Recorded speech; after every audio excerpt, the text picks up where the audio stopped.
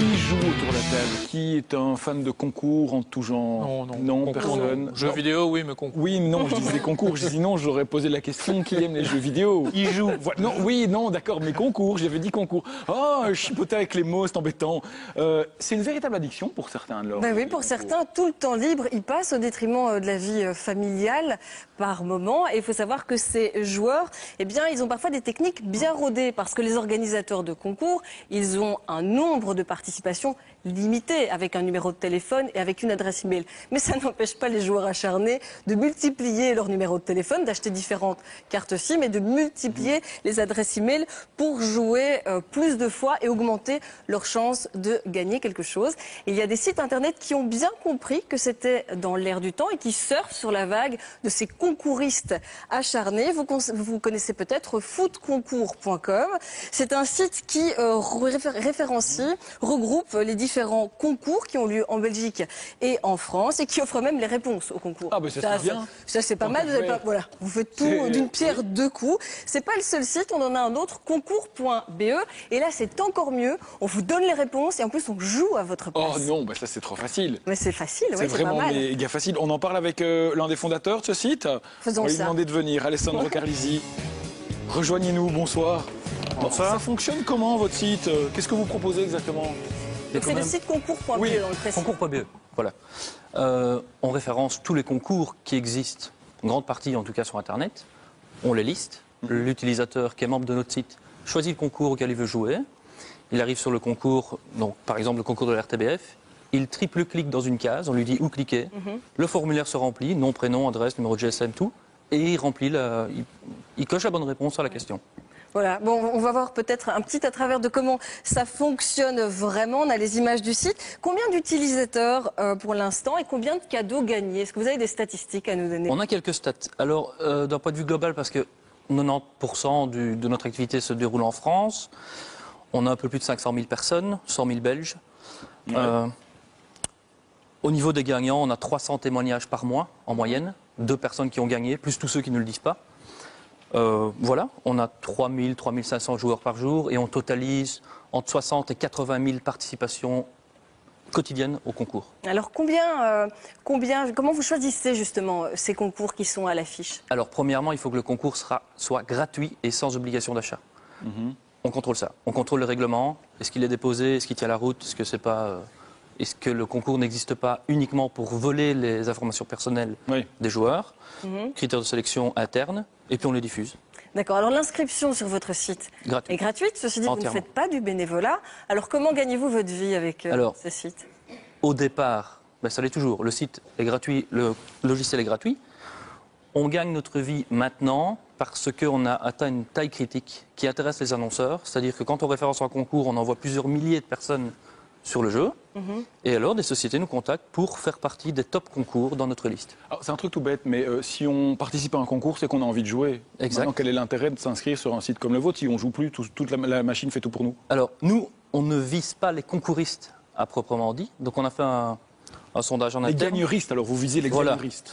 On a 65% de nos joueurs qui, avant de nous connaître, ne jouaient pas. Et alors, depuis qu'ils nous connaissent, ils se sont dit, c'est gratuit, ça va vite, ça ne prend pas de temps, je vais faire le concours. Voilà. Donc vous renforcez l'addiction des gens?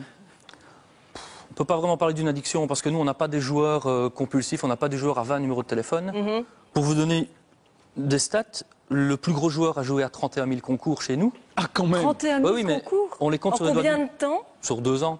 On les compte sur les doigts d'une main. C'est quand même beaucoup, ça. Ah, 31 000, vous avez des grosses mains! Oui, mais non, le nombre de joueurs. Parce que si on descend au 100 millième joueur, on n'est plus qu'à 34. Ça veut dire qu'il y a déjà 75% des gens qui jouent 20-30 concours. On ne peut pas dire que ce soit de l'acharnement. Pour participer à tous ces concours, s'inscrire sur votre site, il faut donner ses coordonnées relativement complètes, notamment une adresse email. Soyons, jouons franc jeu. Est-ce que vous revendez, est-ce que vous louez ces bases de données? Absolument pas. C'est notre leitmotiv premier. On ne loue pas, on ne fait pas business de la base. En tout cas... Quelle garantie on a de ça? Pour l'instant, vous ne faites pas. Notre parole, oui, c'est dans la charte. Notre parole, sauf que moi j'ai la parole d'autres utilisateurs qui sur des blogs ou d'autres sites signalent qu'ils reçoivent en permanence des spams, donc des pubs liées à des concours auxquels ils ont participé. Voilà. Alors comment vous expliquez ça? Alors, on essaye de bien faire passer le message aux gens. Quand vous jouez à un concours, que ce soit via notre logiciel ou ailleurs, si vous cochez la case « j'accepte de recevoir des pubs », de la Et RTBF. ces gens avaient décoché la case en question. Faille de l'annonceur. Faille de l'annonceur, donc ce sont des choses qui arrivent apparemment. Ce n'est pas un hasard si on parle de concours ce soir ici, parce que ce sera aussi le thème du question à la Oui, une. juste après le JT, oui. Exactement, à 20h20 sur la même chaîne. C'est Charlotte Legrand qui a mené une enquête, qui a fait un reportage où elle dresse le portrait, vous allez le voir, de différents types de joueurs, du joueur novice, débutant, au joueur, comme on dit, acharné, donc celui qui passe tout son temps libre à ça, au joueur professionnels. Ceux-là, on les connaît peut-être un petit peu moins. Extrait. C'est maladif pour finir.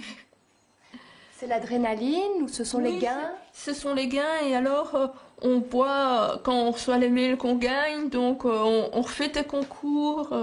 J'avoue qu'il y a 6-7 ans, oui, il me fallait ma dose tous les jours de concours. Mais... C'est vraiment, c'est pas une drogue, mais on prend. Ce type de conduite peut engendrer des conséquences négatives sur le long terme, au niveau du couple, au niveau professionnel, au niveau de la santé mentale, au niveau de la santé physique, chez certaines personnes qui sont peut-être plus sensibles. Plus étonnant, les gains se concentrent nettement dans certaines communes. Cela nous sera confirmé à plus d'une source, c'est là qu'habitent les grands gagnants, de véritables professionnels du jeu. Nous décidons de les rencontrer en caméra cachée. Nous avons découvert la boutique en ligne d'une concouriste. Sur Internet, elle vend des dizaines d'objets neufs, gagnés vraisemblablement. Il y a par exemple une machine à laver, un barbecue, des casseroles. Nous nous faisons passer pour des acheteurs potentiels. Nous lui achetons des bottes et de la lessive.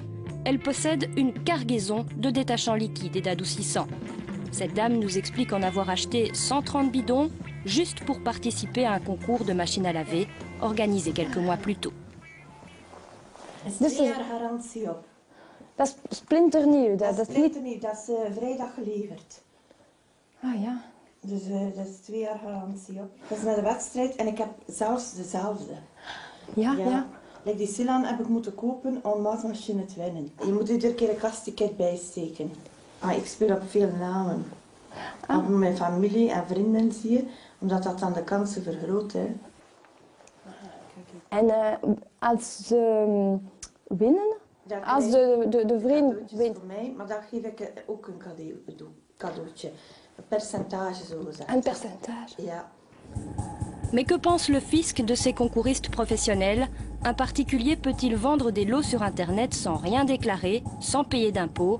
A priori, la réponse est oui. Comme le gain n'est pas taxable, si vous le revendez, ce n'est pas taxable non plus puisqu'il s'agit de la gestion du patrimoine privé. Si vous gagnez une voiture, vous pouvez donc la revendre sans être taxé. Le problème est d'en faire une activité systématique. Mais à partir du moment où le contrôleur va constater que la personne passe tout son temps à revendre les biens sur Internet, va aussi investir de l'argent pour, par exemple, créer son propre site Internet, à ce moment-là, la limite va être franchie puisqu'on est vraiment dans une activité professionnelle et que donc ça doit être taxé comme un revenu professionnel. Voilà donc sujet de questions à la une ce soir à 20h20. Si vous avez des réactions suite à ce sujet, sachez pour info que Charlotte Legrand qui a réalisé ce reportage sera sur Twitter pendant l'émission et c'est l'hashtag Calu RTBF, tout simplement Calu comme question à la une. Monsieur Carlisi, vous avez vu cet extrait de reportage. Vous connaissiez ces joueurs professionnels? Vous connaissiez leur existence et vous en pensez quoi? Personnellement, je ne les connais pas. Je sais qu'il y en a qui le font. J'en pense, voilà, sinon que ça à faire, tant mieux. Chez nous, je ne pense pas qu'on en ait. Peut-être un ou deux, mais ce n'est pas du tout notre cible. Voilà, tant mieux. Et vous ne pensez pas que c'est de la concurrence déloyale pour tous les gens qui essayent de participer de temps en temps à un concours et qui se retrouvent à n'avoir aucune chance de gagner finalement? Alors, je sais qu'il existe des listes noires. Donc, la personne qui joue à tous les concours se retrouve dans toutes les listes. Et à ce moment-là, l'organisateur, sous réserve juridique, a le droit de le retirer. Moi, j'ai un petit doute quand même. Je ne connais pas votre site, mais la réflexion que je me fais, c'est si je ne passe pas directement par la société qui organise le concours, mais par vous, quelles sont mes garanties que vous allez bien transmettre mes données? Est-ce que maintenant, vous ne pouvez pas choisir le gagnant parmi les 100 000 personnes qui passent par vous et pas directement par la société? C'est pas l'Italien que je suis qui... mais je m'interroge. Et c'est pas l'Italien qui va vous répondre. Quand vous êtes sur notre logiciel, en réalité, le logiciel ouvre le site qui propose le concours. Donc, s'il y a un concours RTBF, vous allez sur concours.be, vous téléchargez le logiciel, vous choisissez le concours RTBF, c'est le site de l'RTBF qui apparaît. C'est pas vous qui C'est pas nous qui organisons et qui géreront les concours. Voilà. Le conseil qu'on peut donner en tout cas à tous les joueurs, à tous les concouristes, c'est d'avoir une adresse mail qui est réservée uniquement à ça, au concours. Ça évite un peu d'être embêté. Voilà qui est dit. Exactement. Monsieur Carlisi d'être passé sur ce plateau. Fan de concours ou pas, rendez-vous ce soir après le journal télévisé pour le magazine Question à la Une. Vous rejoignez votre place, Michael? J'ai quelques cadeaux pour vous. Ah, des concours. Ah, bah On alors tente de nous si on acheter. peut- Oui, c'est ça. Voilà. Non, on va pas les accepter. Je ne vous achètera pas, je les garde tous. Voilà, on ne les accepte pas, sauf ceux qui sont gagnants, bien sûr.